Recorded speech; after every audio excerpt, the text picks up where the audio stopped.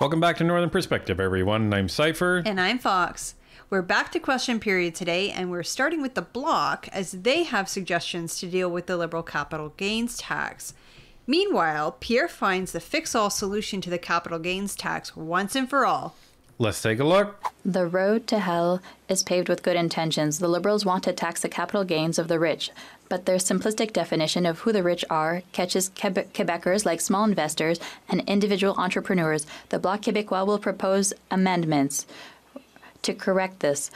For example, to offer homeowners who are not real estate speculators access to a higher one-time exemption rather than the annual exemption of $250,000. Will the government commit to working with us to avoid raising taxes on the assets of Quebecers who are not ultra-rich? The Honourable Deputy Prime Minister. Okay, so this is a little bizarre because the Conservatives were the only party to actually vote against the capital gains tax motion that was introduced by the Liberals yesterday. So what, is this like buyer's remorse now? No, I'll explain it to you. What they voted on yesterday was the Ways and Means motion. So similar to the budget, because it's about financing, it's about money. It is presented as a Ways and Means motion first, which is voted for or against. And everybody except the Conservatives voted for it. Now they do the actual bill. So this is what they're debating, is the actual bill, the implementation of it. So exactly like the budget, how we had a Ways and Means motion vote first, and then several weeks later came the actual vote on the bill, which happened to be Bill C-69. So this will also receive its own C number because it's going to become a bill, and then the parties will vote on that. And now you know. And knowing is half the battle. G.I. Joe! Thank you for the question. Mr. Speaker, I would like to begin by thanking the Bloc for their vote yesterday for tax fairness. They understand, like Quebecers understand, the importance of solidarity, social solidarity, the importance of fairness. They understand that a teacher should not pay higher taxes than the ultra-rich. It's very unfortunate, but the Conservatives don't understand that. I'll wait for a little bit of silence. The Honourable Member for La Prairie. It's not complicated. Raising taxes on the ultra-rich? Yes. Raising taxes on the savings of the self-employed who have invested everything in triplex? No. These people have nothing to do with the real estate bubble. They have nothing to do with the difficulties of first-time buyers. Come on. Come on. Order, please. Thank you very much. I appreciate that. The Honourable Member for La Prairie can start the question again.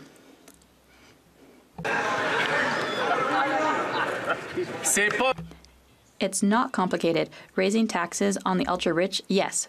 Raising taxes on the savings of a self-employed person with no retirement fund who has invested everything in triplex? No. These people have nothing to do with the real estate bubble. They have nothing to do with the difficulties of first-time buyers. So the Liberals have a choice before them. Work intelligently with us or hurt Quebecers who aren't ultra-rich to score political points against the Conservatives. Will they make the right choice?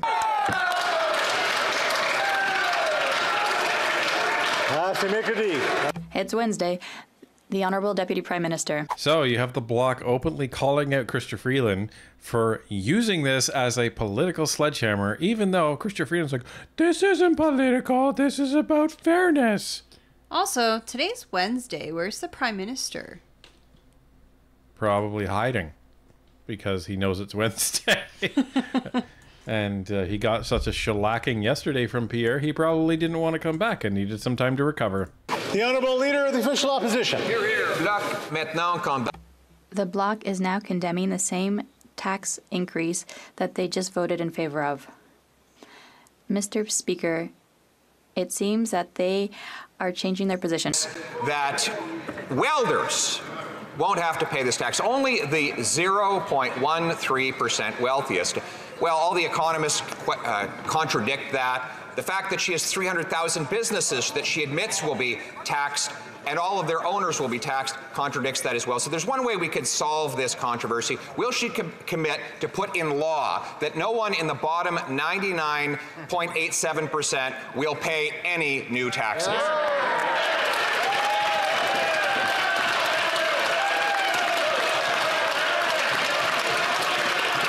The Honourable Deputy Prime Minister. I'm sorry, but that is absolutely brilliant. That was an excellent question. Because this actually throws it all back on Chrystia Freeland. This is a real political turnaround for this, because Freeland thought that she was going to use this to just clobber the Conservatives and say, well, you're for the wealthy elite. You're for the wealthy elite. And the criticism of this, as everybody knows, has been it's going to affect doctors, it's going to affect small businesses, it's going to affect people that are trying to sell their houses for, extra income if they have an extra income property. They're trying to sell their cottages.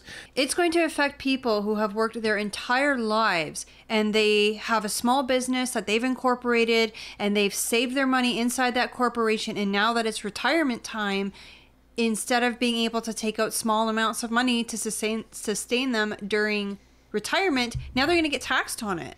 So, and Freeland, what has she said?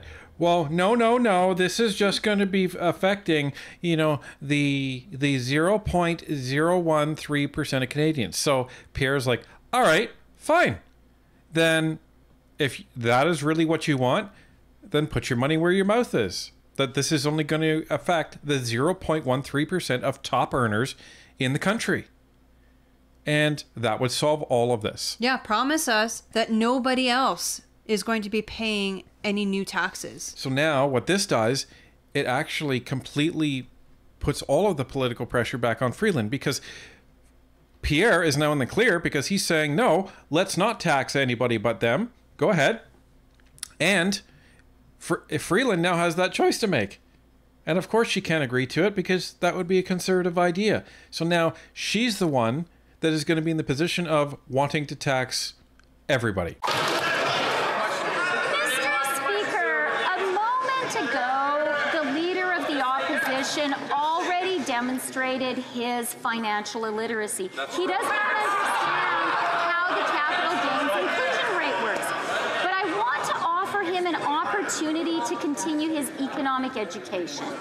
Yesterday, the IMF published a report on the Canadian economy. The IMF commented on our capital gains move and said it makes the system more fair, and also said it will have no impact on investment or productivity. That's the IMF, Mr. Speaker. The Honourable Leader of the Official Opposition. Okay. So doesn't even address the question. Never mind the fact that she says Pierre is financially illiterate, says the journalist. Says the one with the history education. What?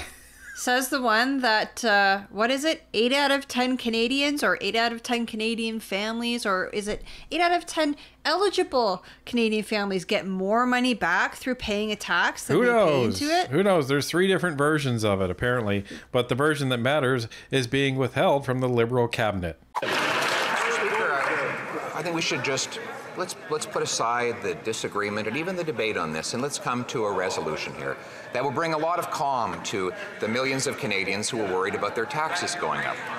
The minister claims that only the 0.13% wealthiest Canadians will pay. So why not just enshrine that in law? Will she commit today to pass an amendment to her tax bill stating that no one whose income is in the bottom 99.87% will pay any new taxes at all? Here, here.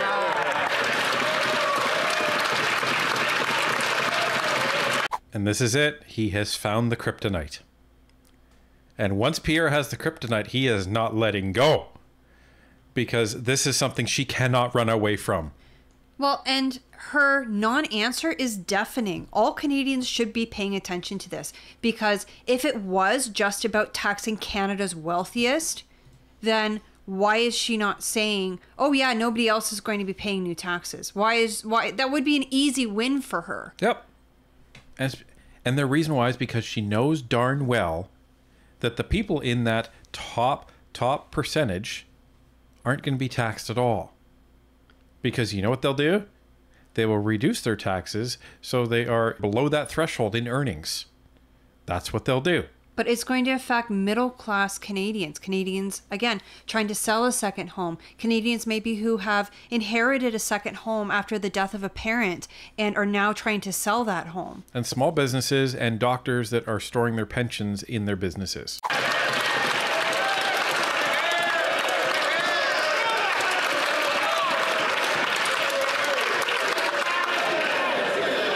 Sorry, I'm just going to pause it here because you can see that all of the Liberals are like, oh, crap. They have lost this narrative that they thought they had over the Conservatives because of this rebuttal. And none of them were clapping. None of them were excited. None of them were prepared for this. Right. They did not think this through, like all of their policies. Yeah, they just thought that, oh, we got the Conservatives on this one. We got them. We got them. They got you.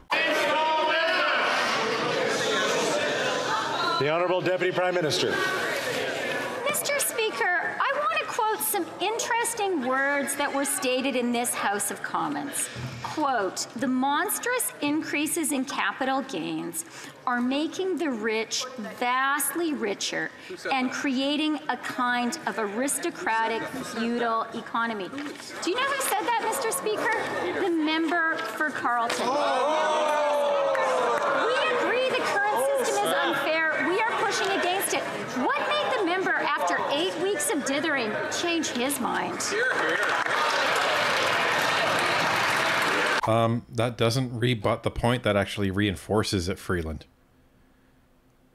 She's so out of touch with even what she's reading is she doesn't even understand what it means. Pierre can just come back and say, my position hasn't changed. That's why I'm suggesting that you actually enshrine this into law. Make sure that only those people pay. Why are you not willing to do that? But here's the thing. If Freeland and Trudeau and the rest of the Liberals were so concerned about the rich elite not paying their fair share, why are they constantly giving them tax breaks? Why is Volkswagen getting, what was it, $13 billion to build a plant here in Ontario? I think it was 16. It was a lot of money. And why did Loblaws get all those freezers, or get all that money for those freezers, I should say? Like, why are they giving tax breaks to the rich elite if they're saying the rich elite are not paying their taxes? One word, hypocrisy. The Honourable Leader of the Official Opposition. Mr. Speaker, we're simply asking the minister to put her words into law. Okay? So she's claimed that no one who earns less than the top 0.13% of income in the country will be affected. So, once again, will she amend her bill to say that no one who is in the bottom 99.87% of income earners will pay any new tax increase whatsoever? Yes or no? Yeah. The Honourable Deputy Prime Minister. Mr. Speaker, let's review what we've learned so far in question period today. First, the Leader of the Official Opposition doesn't even understand how the capital gains inclusion rate works. Yes, that's right. That's a problem. Second, the Leader of the Official Opposition disavows his own words in this House about capital gains. But probably the most important thing is that the average income in Carleton is $58,400. Their MP is not on the side of working people earning that wage in his own. That's bottom line. That is shameful. See, this is the issue when you succumb to ideology and you do not elevate yourself to rationality. Because Pierre in his sly way is agreeing. Right? He's agreeing, saying, yeah, tax the rich people, fine. But just put it in your law that you are guaranteeing to only tax rich people. And she's saying, well, you know, he's going on and he's going back on his words. No, he isn't. Not at all. No, he sees the flaw with this plan is that everybody else in the middle is going to get taxed too. And he's That's why he voted against it. That's why the Conservatives voted against it, because they know it's not just Canada's top income earners that are going to be affected by this tax. It's all the people that we've already said, all middle class people. And here's the other thing. They can easily get the NDP to vote with them on this, because the NDP are all about taxing the rich, right? So they could easily get the NDP on this, because if the NDP are not with this amendment, then the narrative is, well, then what, you don't want to guarantee that only the rich get taxed? That's not an NDP type of way. Now, as a Ways and Means motion, well, or I suppose it would be... They'd be amending the bill. Yeah, so the Ways and Means motion has passed, and this would be a bill, but is it a confidence bill because it's related to supply? It probably would be. So it puts the NDP in a pickle as well. The Honourable Leader of the Official Opposition. Mr. Speaker, I'm just quoting right now from her own budget speech, where she said, for 99.87% of Canadians, there will be no extra capital gains tax.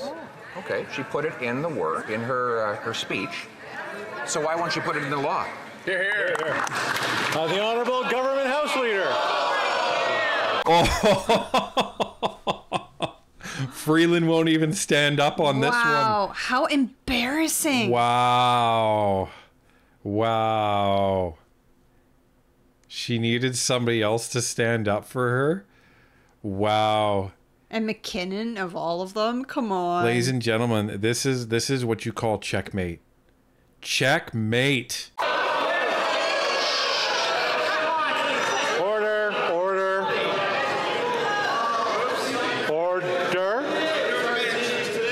I'll try it in French. Alors. Order. L'Honorable Leader. The Honourable Government House Leader.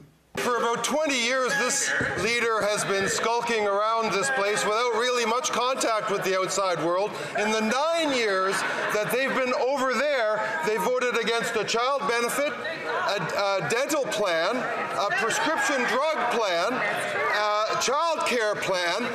Every time Canadians look to that person to stand up for their interests, for fairness in Canada, that guy takes a seat, Mr. Speaker. That's huge that they can't even now reference the capital gains tax. That they're basing this whole strategy on. That's huge, folks. Well, they're resorting to ad hominem attacks, and I mean, they've said all over the media, well, this isn't about partisanship, you know, this isn't about the Conservatives, this is about tax fairness. I think they proved to Canadians right there that this is absolutely about partisanship. Right, but the fact that he didn't even address the capital gains tax in the response, Pierre's got them cornered, man. Like, I actually don't think I've seen a turnabout as dramatic as this when it comes to some political strategy in the House. This has turned on a dime, and he has just crushed their narrative in a matter of 5 minutes. And the hilarious thing is the Liberals have been waiting months for this. They've seriously been waiting months for the Conservatives to vote against and speak against the capital gains tax. And the Liberals have thought, okay, now we got them. Yeah, this was their gotcha moment that they have been salivating over since they introduced the budget. And because of their arrogance and their narcissism, they didn't even consider all of the possibilities here. And Pierre zeroed right in, and he's got them. Like, this is the kryptonite for this capital gains bill. It's brilliant. The Honourable Leader of the Official Opposition. I see they've pulled the finance minister off the ice. She can't answer a question. So she mentioned she won't guarantee in law that the bottom 99.87% of Canadians will pay nothing. So let's make it a little bit easier for her. She claimed that she doesn't want welders to have to pay more. Will she amend her bill to ensure that not a single welder anywhere in Canada will be forced to pay this tax increase? Yes or no? The Honourable Minister. Okay, so they've subbed out Freeland. Now they stopped at McKinnon. Now the Chihuahua has been tapped in. But notice what Pierre has done now. This is exactly what happened when they won their massive victory with the carve out and the carbon tax. So once they know that they've actually made headway on something, then they start picking it apart piece by piece, right? So because he saw that the 99.87% play completely obliterated their entire strategy and they couldn't respond to it, now he's actually making it, he's making precision attacks now, saying, okay, fine, take the welders out. You gonna do that? And they can't, because the minute they start taking apart their bill, it falls like a house of cards. So, like, the political chess going on right now is just fascinating. The Honourable Minister of Innovation. Here we won't take no lessons from these conservatives. Hey! We won't take no lessons from these conservatives! Oh my goodness. Maybe you guys should. Mr. Speaker, generational fairness is key to Canadians, Mr. Speaker, and that's why in the last budget we presented measures, Mr. Speaker, measures to build this country, measures to invest in our economy, measures to invest in the middle class, measures to help Canadians, Mr. Speakers. And you know what? Our capital gains change will help Canadians. Mr. Speaker, on this side of the House, can you believe they voted against tax fairness, Mr. Speaker? Against tax fairness, Mr. Speaker. On this side of the House, we will fight for Canadians and we will fight for the middle class. So when in doubt, yell. That's the Liberal strategy. But you want to talk about tax fairness for every generation? What about for our son's generation? What about for our grandchildren's generation? Because the budget and these tax schemes that they're coming up with, they're going to be paid off by our children and our children's children and even their children for many generations. How is that fair to them to not even be born yet and to inherit this debt? Well, that's the problem, because the Liberals aren't interested in fairness. They're just interested in buying votes from Canadians. And they will take the whole country down with them as they're trying to do it.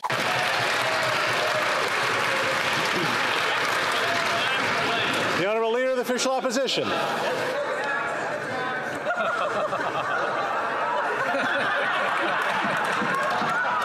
they okay over there? They're a little wacky. I won't call them wacko, Mr. Speaker. That's unparliamentary. But I just have a very simple question. And this is for the Finance Minister if she's not still in hiding. Very simple question. She said she doesn't want welders to have to pay more. Will she put an amendment in her tax bill saying that not one single welder will face a tax increase?